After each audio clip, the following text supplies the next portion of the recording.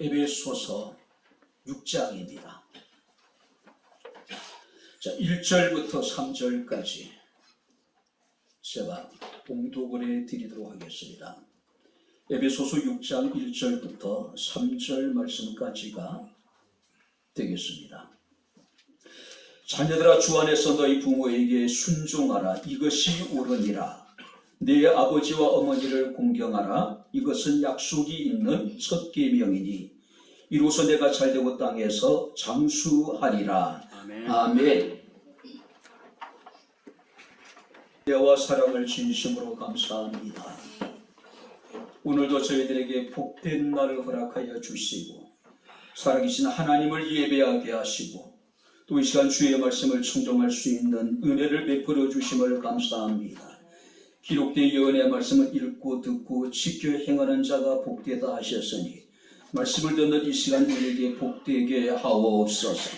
마음의 문을 열어주시고 길을 여셔서 이 아침에 성령이 교회들에게 하시는 주의 음성을 듣게 하옵소서.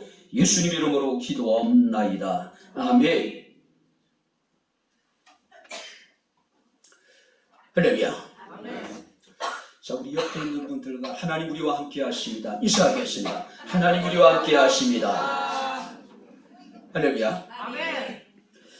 유대인의 탈무드에 보게 되면 사람에게는 세 시기가 있다라고 이야기를 합니다. 소년기가 있고 청년기가 있고 장년기가 있다라고 하는 겁니다. 그런 과정을 통해서 우리의 삶이 성숙되어져 간다고 이야기합니다.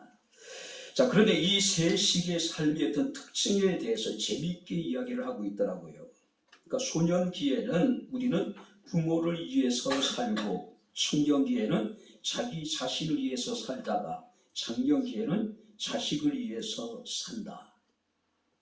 자, 청년의 시기에 자기 자신을 위해서 산다는 건 이해가 되고, 장년기에는 오로지 자식을 위해서 산다는 것은 이해가 되는데, 소년기에 부모를 위해서 산다? 근데 가만히 살펴보게 되면은 그것이 맞는 이야기 같습니다. 자, 아이들이 어렸을 때는요, 오직 부모의 관심을 끌기 위해서 그들 나름대로 정말로 최선을 다합니다. 아이들이 어렸을 때는 그들의 시선이 부모에게서 떠나지 않아요. 자, 근데 그런 여러분들이 어린 아이들이 이제 청년기에 이르게 되면은 자기 자신을 위한 삶을 살게 되고, 그리고 이제 나중에 나이가 들고 이제 어른이 되게 되면은 그때부터는 오로지 자식을 위한 삶을 살아가게 됩니다. 자, 오늘은 어버이 주일입니다. 우리 부모 되신 모든 성도님들에게 하나님의 건강이 함께 하시기를 주 이름으로 축원합니다. 하나님이 우리 부모님들의 마음을 평안하게 해 주셨으면 좋을 것 같아요. 자, 그리고 자녀된 모든 성도들에게도 하나님의 은혜가 함께 할 수 있기를 주 이름으로 축원합니다. 자, 성경에서는 부모에 대한 효를 굉장히 강조하고 있습니다. 왜냐하면 우리가 이 효라고 하는 것은 여호와의 신앙과 직결되기 때문에 그렇습니다. 자, 그래서 그리스어에서는 이 효라고 하는 단어를 이렇게 정의합니다. 한 가지 선을 또 다른 선으로 보답하는 것이 효라고 이야기하고 있어요.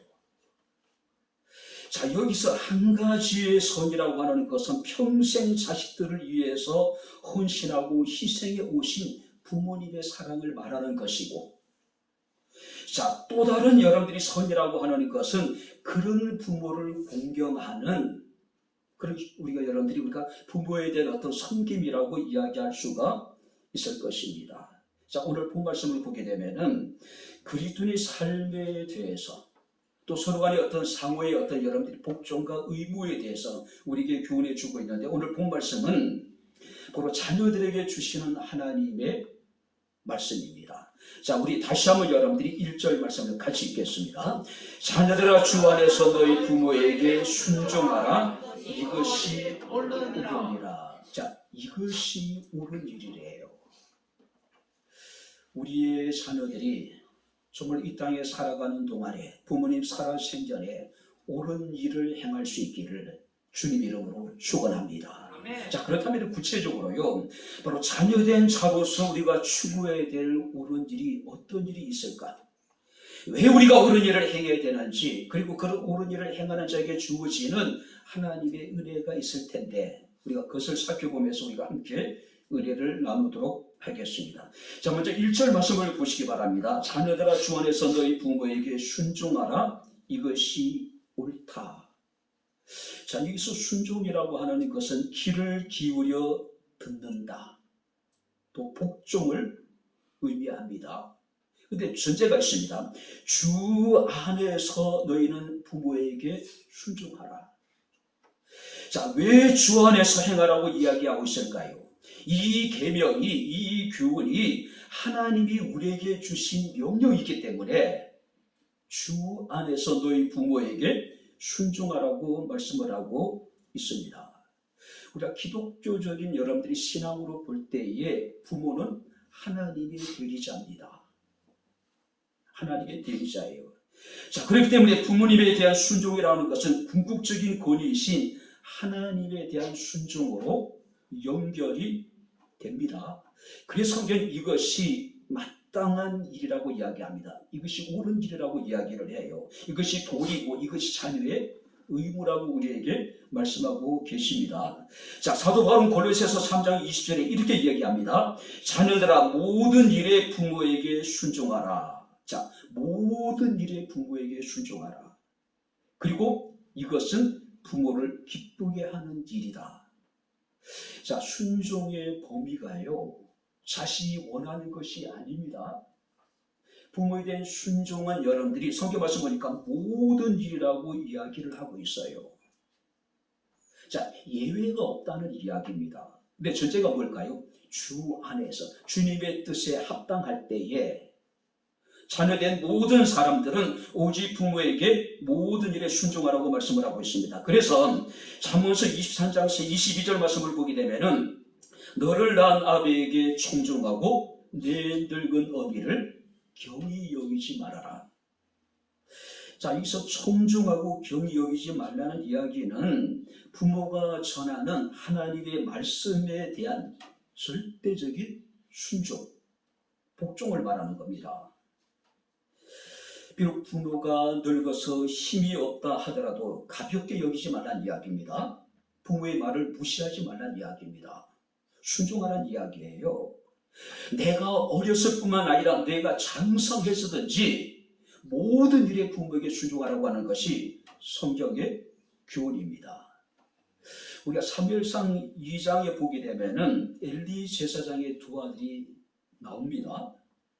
자, 엘리 제사장의 두 아들은요, 하나님의 제사를 멸시했던, 그러니까 하나님의 예배를 멸시했던 인물이고 하나님의 성전을 더럽혔어요. 문제는 그들이 제사장이었단 말이에요. 자, 제사장이었음에도 불구하고 하나님을 알지 못했고 하나님의 예배를 멸시했고 하나님의 성전을 더럽혔다는 이야기죠.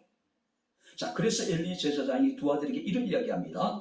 사람이 사람에게 범죄하면 하나님이 심판하시려니와 만일 사람이 여호와께 범죄하면 누가 그를 위하여 강구하겠느냐 하되 그들이 자기 아버지의 말을 듣지 아니하였으니 이는 여호와께서 그들을 죽이기로 작정했다. 하나님의 예배를 멸시하고 성전을 더럽히는 엘리 제사장의 아들에 대해서 엘리가 책망을 했지만은 문제는 뭐냐면은 그의 두 아들이 아버지의 말을 듣지 않았대요. 그리고 성경 이르기를 여호와께서 그들을 죽이기로 작정했다라고 이야기를 하고 있습니다. 자, 뿐만 아니라 우리가 창세기 19장 14절 말씀 보니까 롯의 두 사이가 나오지요. 하나님이 롯에게 소돔과 고모라 성이 심판을 받아 멸망할 것에 대해서 경고하셨습니다. 그래서 이 롯이 급히 자신의 두 사이를 찾아갑니다. 그리고 이 성을 빨리 떠날 것을 경고를 하죠. 근데 성경 뭐라고 얘기하냐면은 그의 사이들이 농담으로 여겼더라. 자신의 장인의 이야기를 가볍게 여겼다는 이야기입니다. 무시했다는 이야기예요. 오히려 농담거리로 치부해버렸다는 이야기예요. 그 결과 어떻게 됩니까? 하나님이 불러서 소돔과 고모라 성을 심판하실 때에 그 성과 함께 멸망을 당하게 된다는 사실이에요. 사람들이 자신이 컸다고 생각하고 자신이 저 똑똑하고 지혜롭다고 생각하게 될 때에 부모를 업신여기게 됩니다. 무시하게 돼요. 근데 성경 오늘 우리에게 말씀하고 있습니다.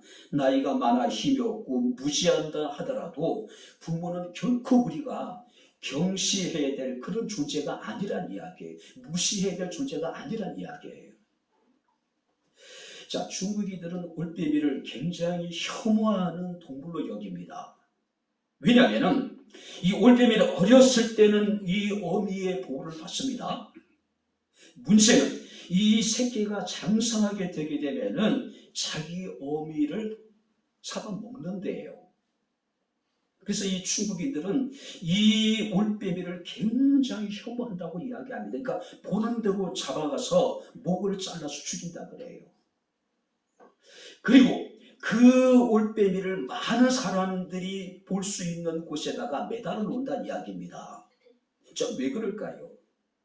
어미를 잡아먹는 아주 혐오스러운 동물이기 때문에 사람들에게 목을 잘라서 사람들에게 효시를 하는 겁니다. 목을 사람들에게 보이는 거예요. 우리나라에서도요, 영모죄나 부모를 죽인 못된 여러분들이 그런 자식들에 대해서는 일단 차명을 하죠. 목을 잘라 죽입니다. 아니면 능지처참 사지를 잘라서 죽여요. 그리고 그 목을 저작거리에 매답니다. 우리가 이것을 효수라고 이야기를 해요.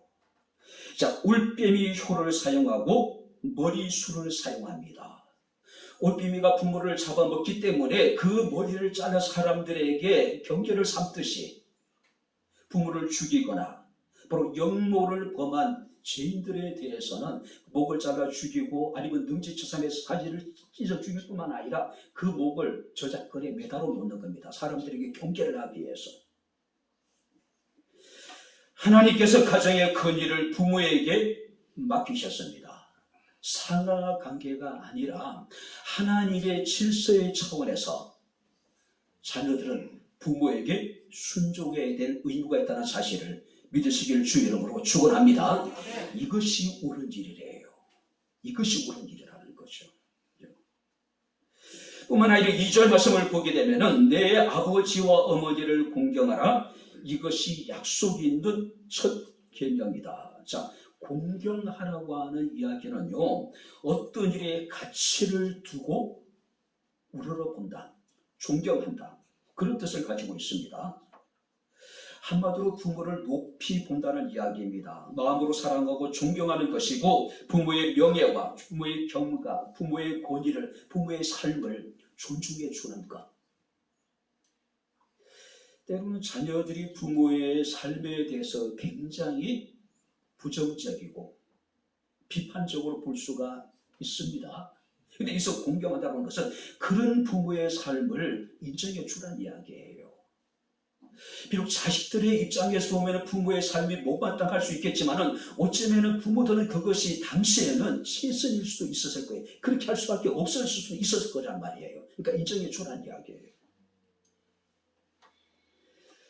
자, 우리가 어머니의 노래라고 하는 노래가 있었죠. 요즘엔 그런 노래를 잘 안 부르는 것 같습니다. 높고 높은 하늘이라 말들 하지만 나는 높은 게 또 하나 있지. 낳으시고 기르시는 어머니 은혜, 푸른 하늘 그보다도 높은 것 같아라고 우리가 목청을 높여서 불렀던 그런 노래였습니다. 자, 바로 여기서 어머니를 공경하는 것, 아버지를 공경하는 것은 그런 의미입니다. 부모의 삶 자체의 가치를 두고 그 가치를 인정해주고 존중해주는 것. 비록 배운 것이 없고 가진 것이 없고 그의 삶이 참 고단한 삶이었고 너무나도 힘든 삶이었지만은 최소한 자식들은 그런 부모의 삶을 존중해주라는 이야기, 인정해주라는 이야기예요. 높이 평가하라는 이야기예요. 자, 부모를 공경하는 일이 최고의 가치를 갖는 것은 궁극적으로 그것은 하나님을 공경하는 것과 연결되어져 있기 때문에 그래요. 그래서 우리가 요한일서 4장 말씀을 보게 되면은 보이는 부모를 공경하지 못한 자가 보이지 않는 하나님을 어찌 공경할 수 있겠느냐. 이것은 형제에 관한 교훈입니다. 눈에 보이는 형제를 사랑하지 못한 자가 어찌 하나님을 사랑할 수 있겠느냐. 그죠? 우리가 10계명 가운데 1계명부터 4계명은 하나님에 관한 계명입니다. 그리고 5계명부터 나머지 10계명까지는 바로 여러분들이 우리가 사람 관계 속에서 우리가 지켜야 될 계명이죠. 그 첫 번째가 뭐냐면은 내 부모를 공경하라는 이야기예요. 특별히 성경 말씀을 보게 되면은 이것이 약속 있는 첫 계명이라는 이야기입니다. 첫이라고 하는 것은 매우 중요하다는 것이요. 매우 가치 있는 일이라는 거죠. 부모를 공경하는 일이 어떤 사람에게는 하찮은 일로 여겨집니다. 부모를 공경하는 일이 내 상황에 따라서 형편에 따라서 할 수도 있고 그렇지 못할 수도 있을 것이라고 생각하는 사람들이 있어요. 그런데 하나님의 말씀은 뭐라고 말씀하고 있습니까? 부모를 공경하는 이 일이 어떤 일보다도 우선되어져야 되고 어떤 일보다도 소중하고 가치 있는 일이라는 거죠. 자, 히브리인들은 이 이스라엘 사람들은 굉장히 효를 강조합니다. 어떤 가치보다도 중요하게 여겨요. 그래서 우리가 여러분들이 성경에는 포함되지 않지만 외경에 보면은 집회서라고 하는 책이 있습니다. 그 집회서에 이런 말씀이 있습니다. 내가 역경에 처했을 때에 하나님께서는 너의 효도를 기억하실 것이다. 우리가 어렵고 힘든 일을 만나게 될 때 하나님은 제일 먼저 우리가 부모에게 어떻게 행했는가를 먼저 하나님께서는 기억하시겠대요. 그리고 내 죄는 얼음이 햇빛에 녹듯이 사라지게 될 것이다. 자기 아비를 버리는 자는 하나님을 모독하는 것이요 어머니를 노엽게 하는 것은 하나님의 저주를 부르는 것이다. 이 땅에 살아가는 동안에 우리가 예기치 못한 어려운 일을 당할 수 있겠죠. 말할 수 없는 엄청난 고통을 겪을 수도 있겠죠. 그런데 그런 우리를 보시고 제일 먼저 하나님께서 기억하시는 것은 그가 그의 부모에게 어떻게 행했는가를 먼저 생각하시겠다는 거예요. 그리고 그의 죄에 대해서 하나님께서는 햇빛에 얼음이 녹듯이 그의 죄를 전부 다 하나님께서 사하여 주시겠다는 이야기예요. 레위기 23장 9절 말씀을 보게 되면 만일 누구든지 자기의 아버지나 어머니를 저주하는 자는 반드시 죽일지니 그가 자기의 아버지나 어머니를 저주하였은즉 그 피가 자기에게로 돌아갈 것이라고 말씀을 하고 있습니다.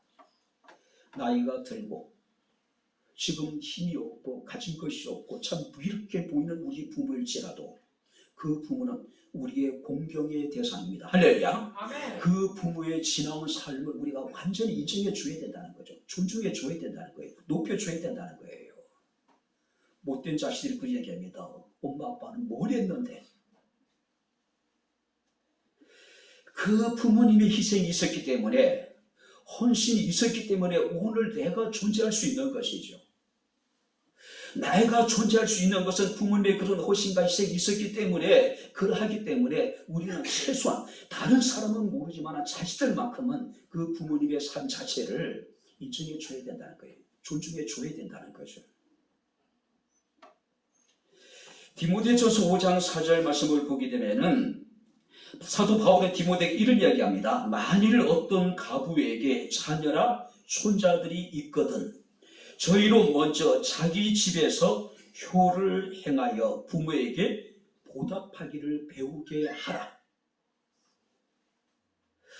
자, 어떤 사람에게 자녀가 있고 손자들이 있거든 먼저 저희로 하여금 집에서 효를 행하게 하여 부모에게 보답하기를 배우게 하라.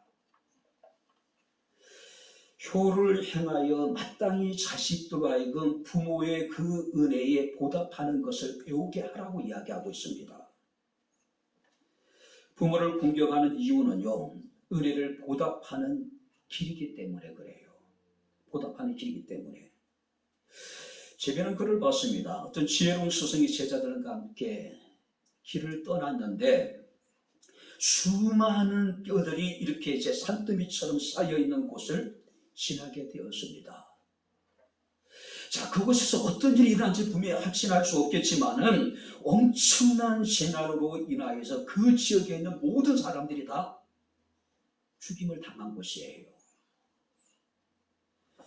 분명히 여러분들이 그곳에서 부귀영화를 누리는 사람도 있었을 것이고, 엄청난 여러분들이 고통을 겪었던 사람도 있을 것이고, 나이가 많은 사람도 또 어린 사람도 있었을 것이고, 여자도 있을 것이고, 남자도 있었을 것이고, 또 여러분들 아무튼 간에 수많은 사람들의 뼈들이 산더미처럼 쌓여 있는 겁니다.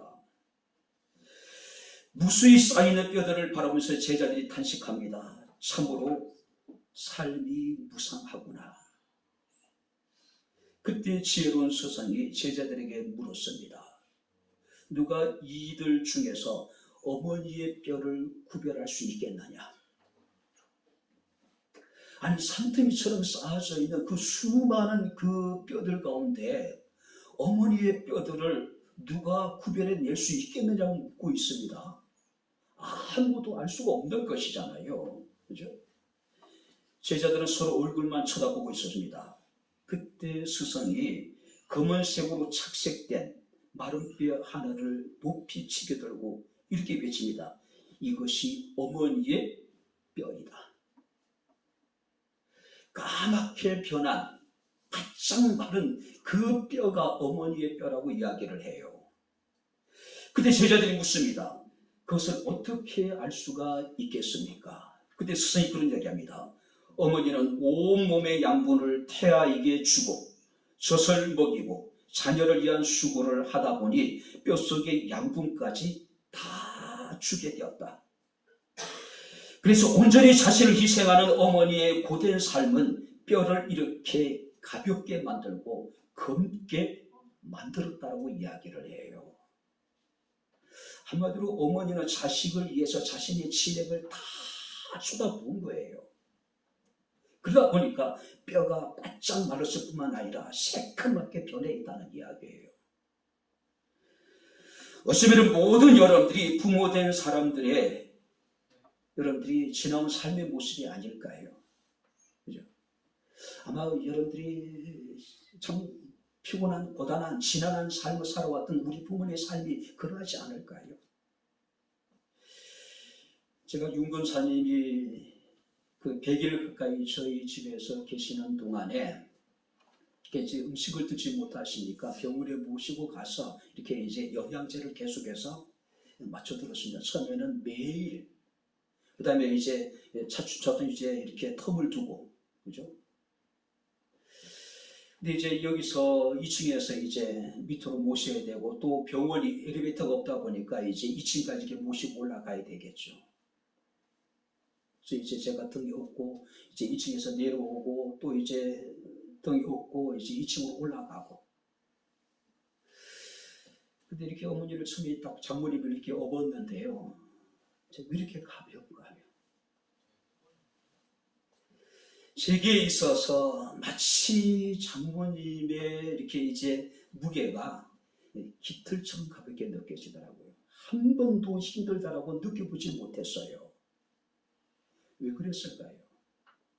평생을 자식들을 위해서 당신의 삶에 모든 것을 쏟아부었기 때문에 뼈가 바짝 마르지 않았을까요? 어쩌면 제가 확인해 보지 않았지만 그 뼈는 새까맣게 변화되지 있지 않았을까요?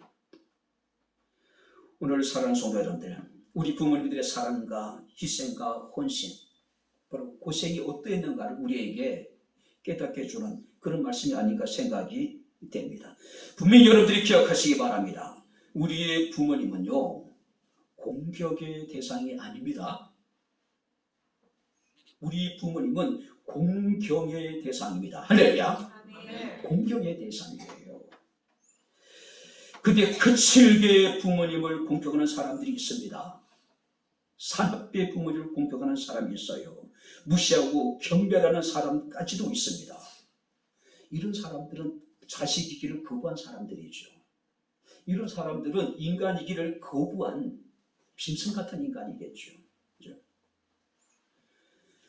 아무리 여러분들이 우리 부모님이 내게 무엇인가 해준 것이 없다 하더라도, 우리의 부모님의 삶을 돌아볼 때 별별 없는 삶이라 하더라도, 부모에 대한 공경은 시대를 뛰어넘어서 누구도 변경하거나 폐지할 수 없는 우리에게 주어진 의무이고, 이것이 하나님의 명령이고, 이것이 옳은 일이라는 사실을 믿으시기 주의 이름으로 축원합니다. 공격이 아니라 공경의 대상이에요. 자, 그렇다면 우리가 왜 여러분들 이렇게 부모에게 순종하고 공경해야 될까요? 1절 말씀을 보시기 바랍니다. 이것이 옳다라고 이야기를 합니다. 자, 2절 말씀을 보시기 바랍니다. 이것이 약속이 있는 첫 계명이라고 이야기를 합니다. 그리고 3절 말씀 보니까 이로써 내가 잘되고 장수하게 될 것이다. 이것이 옳은 일이고 이것이 하나님의 모든 자녀된 자들에게 주시는 하나님의 계명, 하나님의 명령, 하나님의 말씀이라는 이야기입니다. 하나님의 법이라는 이야기예요. 이것이 하나님을 기쁘게 하는 일이라는 거죠. 반드시 여러분들이 지켜야 될 의무입니다. 하나님의 명령에 대해서 우리가 옳은 일에 있어서는 우리에게 선택의 여지가 없어요. 해야 돼요. 순종해야 돼요. 지켜야 돼요. 아마 여러 가지 어떤 이런 설교가 불편한 사람도 있을 수 있을 거예요. 어쩌면 여러분들이 역기능적인 가정에서 자라신 분들은 부모님에 대해서 섭섭한 마음이 있을 수 있을 것이고 부모님에 대해서 불쾌한 그런 추억들 때문에 왜 부모에게 순종해야 되냐라고 그렇게 반문하는 사람도 있을 수 있을 거예요. 그런 사람들을 보게 되면 거칠게 부모님을 공격하죠. 사납게 공격합니다. 무시하고 경멸하기까지 합니다. 그런데 하나님의 십계명에 있어서는요, 출애굽기 20장 12절에 내 부모를 공경하라고 말씀을 하고 있습니다. 부차적인 설명이 없어요. 부모의 여러분들이 자격이나 부모의 조건에 관한 이야기가 없어요. 부모이기 때문에 부모에게 순종하고 부모이기 때문에 부모를 공경하라고만 말씀하고 있는 거예요. 왜요? 이것이 옳은 일이고 이것이 주님의 명령이고 이것이 우리에게 유익한 일이기 때문에 그래요.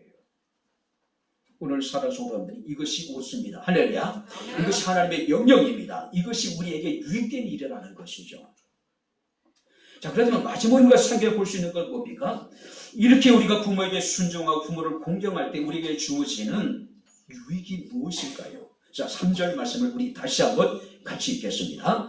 이로써 내가 잘되고 땅에서 장수하리라. 내가 잘되고, 여기 잘되다는 이야기는 내가 형통하게 될 것이고 여러분들이 거침이 없게 될 것이고 또 막힘이 없게 될 것이다. 내가 잘된다는 이야기는 우리가 부모님을 공경하고 부모님에게 순종하게 될 때에 하나님께서는 우리의 삶 가운데 물질적인 풍요와 더불어서 영원한 안녕을 누리게 될 것이라고 약속하고 있어요. 우리의 삶을 하나님께서 형통하게 하고 거침이 없게 하고 막힘이 없도록 우리의 삶을 하나님께서는 복을 주시겠다는 이야기예요. 뿐만 아니라 땅에서 장수하리라고 말씀을 하고 있습니다. 자, 여기서 장수라고 하는 것은 단순히 우리가 오래 산다는 의미가 아니겠죠. 여기서 장수라고 하는 것은 우리가 생명이 다하는 날까지 하나님께서 우리에게 복을 주셔서 우리의 삶을 하나님께서는 아름답게 하시고 복되게 하실 것이다. 우리가 이걸 문자적으로 해석을 하다 보면은 우리가 부려하는 자식들이 더 잘 살 수 있죠. 오래 살 수 있죠. 오히려 정말로 부모님을 공경하는 자식들이 빨리 죽을 수도 있죠. 그죠? 자, 여기서 땅에서 장수한다는 것은 생명이 다하는 날까지 하나님께서 그들의 삶을 축복하시겠다는 거예요. 그들의 삶을 아름답게 해주시겠다는 이야기예요.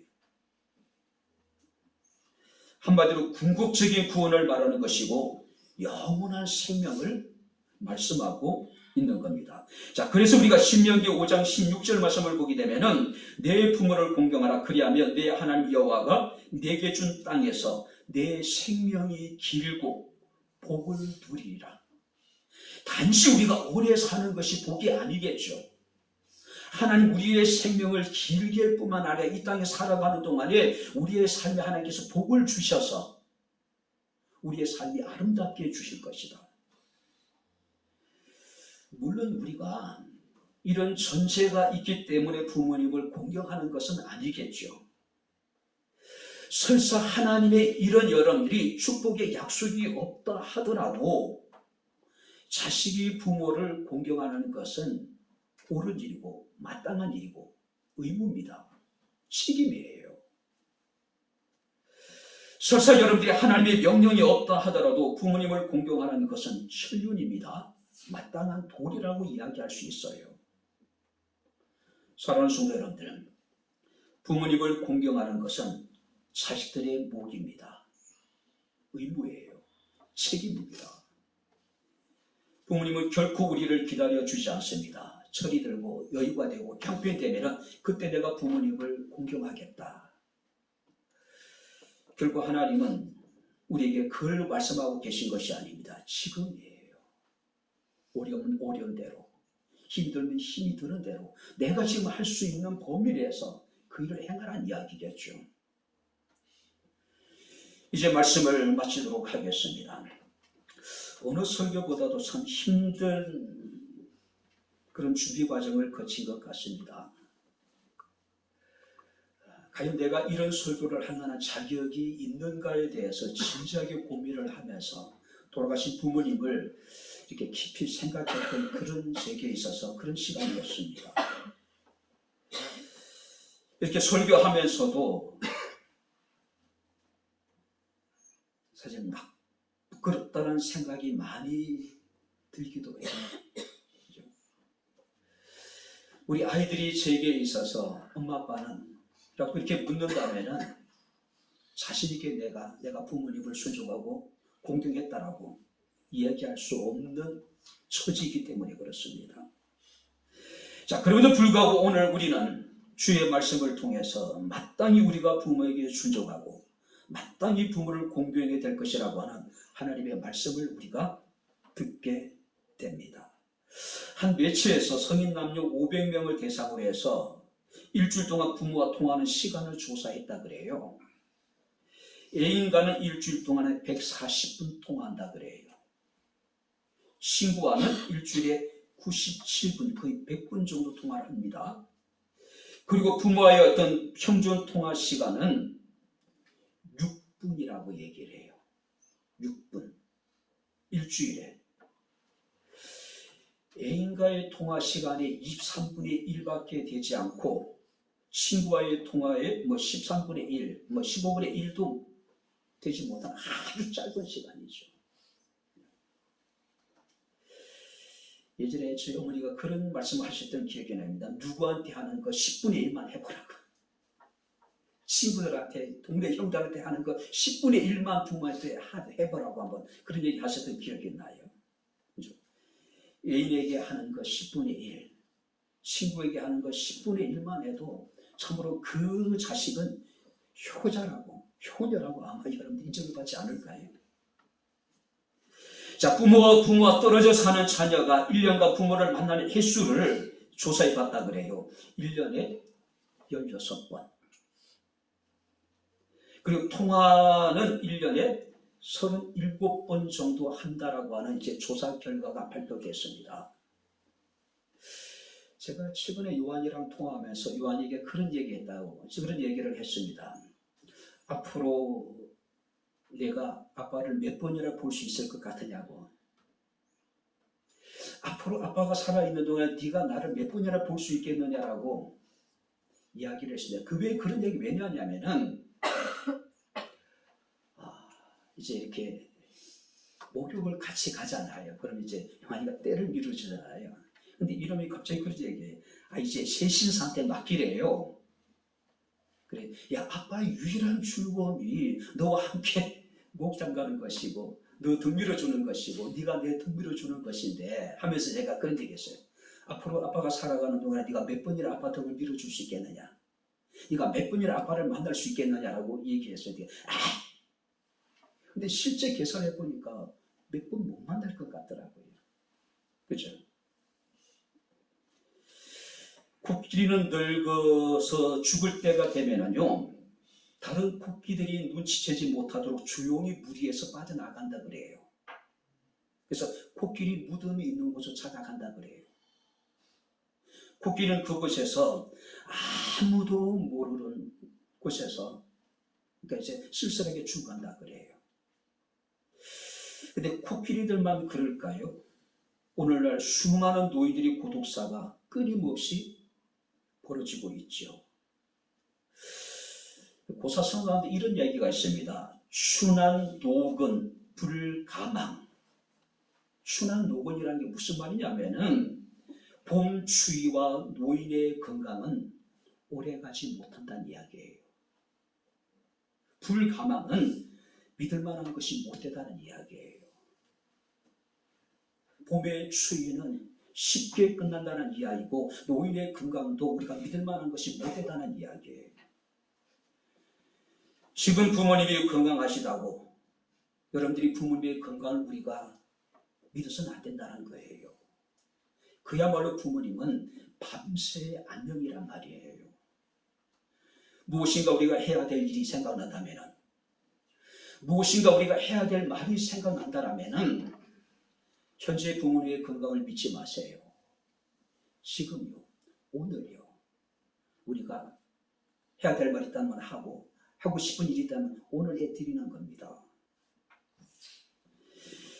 세상을 일찍 떠나지 부모님을 그리워하면서 늘 여러분들이 부모님에 대한 그리움을 이제 동화로 표현했던 유명한 동화 작가 정채봉 선생님이라는 분이 계십니다. 이분의 여러분들이 엄마가 휴가를 나온다면이라고 하는 시가 있습니다.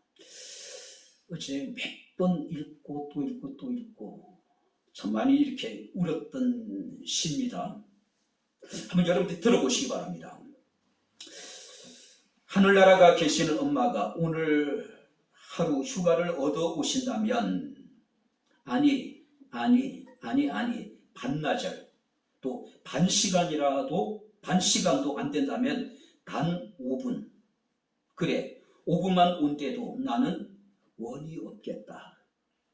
그러니까 어렸을 때 일찍이 돌아가신 어머니에 대한 그리움이 아주 굉장히 깊이 묻어나는 시예요.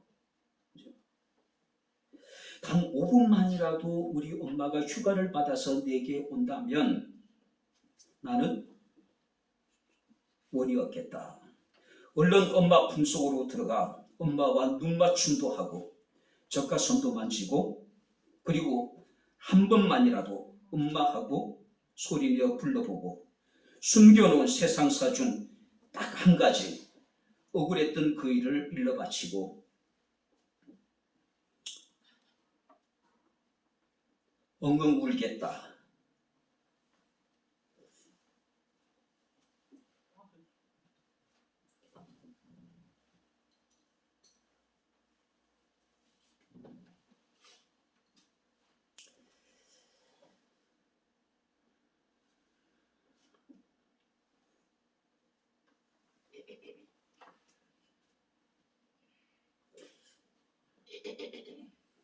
나이가 들수록 부모님이 이렇게 그리워지기도 하더라고요. 그래서 때로는 나이가 들었음에도 불구하고 꿈에서라도 부모님을 보고 싶은 그런 마음들이 이렇게 많이 들기도 하더라고요.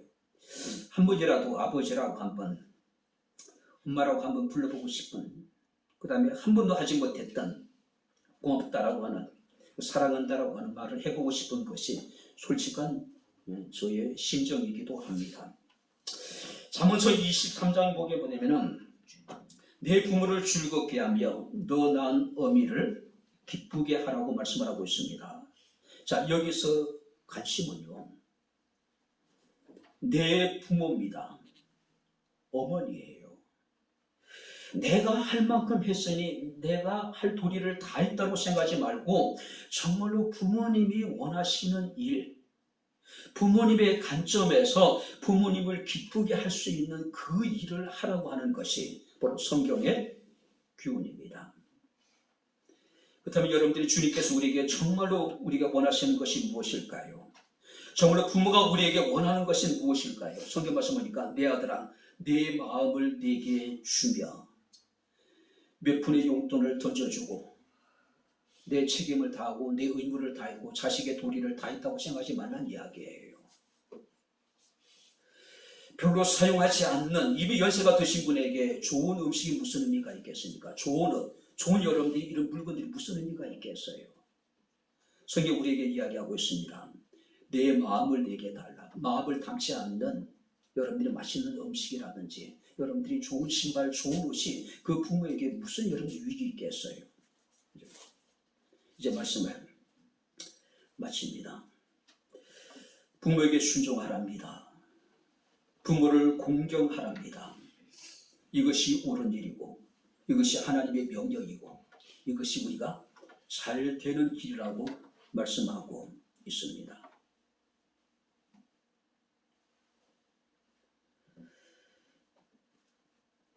다 잘 되는 우리 백향목의 성도들이 될 수 있기를 주의 이름으로 축원합니다. 기도하겠습니다. 좋으신 아버지 하나님, 하나님의 은혜와 사랑을 진심으로 감사합니다. 주 안에서 너희 부모에게 순종하라 말씀하신 주님, 내 아버지 어머니를 공경하라 말씀하신 주님, 이것이 옳은 일이고 이것이 하나님의 명령이고 이것이 내가 땅에서 잘 되는 길이라 말씀하심을 기억하게 하셔서 부모님을 순종하고 공경함으로 우리 백향목회 모든 성도들이 다 잘되게 하옵소서. 예수님 이름으로 기도합나이다. 아멘.